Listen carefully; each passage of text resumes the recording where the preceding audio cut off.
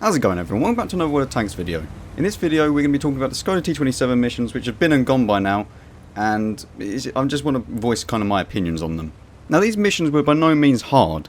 They were all pretty simple up until the last mission, and that entailed that you had to come in top 3 on damage and experience done. For normal missions, you know, like these tank rewards missions or whatever, it's kind of like top 3 on damage or top 3 on experience, not both.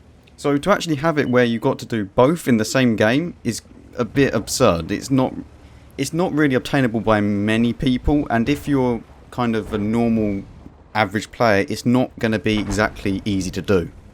Now, I've completed all these missions, and I mean, the last day was awful, and the fact that we didn't get any grace period afterwards, so you couldn't really catch up. If you did, say you weren't here for 8 days and then you wanted to do some more missions, you couldn't really do that because, you know, you would have to do so many missions in a row that you would just get bored of doing these, especially the fact that the last day was on a Sunday and the quality of play is awful.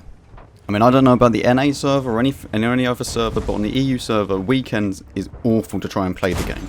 Having said that, I did eventually do it, but this was my stats for in the tank when I was playing it. Yeah, they're not very good.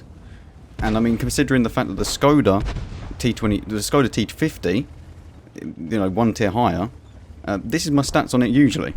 And another thing that really annoyed with these missions is the fact that you had to complete the missions in the T27 to actually get the female crew members. And if you don't know what female crew members are, they're basically just better crew members. They get, I think, Brothers in Arms as standard, and you know, this is a pretty big deal if you have female crew members. So I mean, the fact that you had to buy the tank to actually get this is a bit, I don't agree with that at all. Another thing is that the missions then lock themselves after you've basically done them. So if you completed it in a normal tank, not the Skoda T27, you would then not be able to get the bonus items later on. So you might accidentally complete it like I did, and I think it was stage 3 or 4, but I missed out on 250k credits and some blueprints. And now these blueprints are pretty big deal because they can I basically skipped the entire TVP VTU, which is tier for tier one of the worst tanks in the game. But you know, that's kind of stupid, because why is it not just you complete the mission and then if you wanted to then get the bonus items, say you complete the mission and then it'll say, hey, look, you complete the mission, do you want to do all of those missions again but in the Skoda, and you'll get the bonus items. You know, it just doesn't really make sense that they would then lock it out straight away to just block you from getting the better items.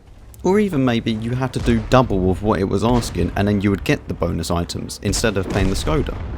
You know, why is it locked behind the Skoda for the best items for the people that have paid, whereas a free-to-play player, why not just get them to do double, for example?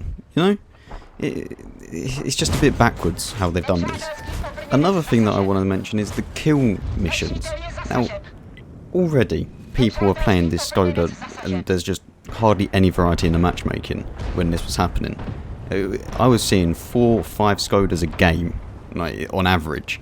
Like this was a lot of Skodas in the game, and everyone was playing just to get kills. People were waiting until the final moments of people doing damage and then just quickly going, oh yeah, that's my kill. It promoted such selfish play throughout the game, it was unreal. Like, to the point where I literally gave up and I was just like, right, you know what? If everyone else is going to be like this, why not? Because you just had to wait and wait and wait and then get the kill. You know, or be very lucky that you found a guy that was on his own and then you could kill him. You know, everyone was waiting for kills, and no mission should have a kill requirement, and it would be like that because it's just so stupid. Or at least a kill requirement. I would understand if it was maybe, I don't know, get 2 kills in a game. You know, maybe do that rather than 15 in total. Like, I don't know. I think 15 was a little bit much for how it was doing. I mean, sure, maybe the 2 kills in a game would have been the exact same thing, but at the end of the day, I was getting maybe 3 kills, and then I was thinking, oh, well, you know, I've had games where I didn't even get any kills, and I'd done like 3-4k damage. You know, it was just stupid. When that happens, you just don't want to play.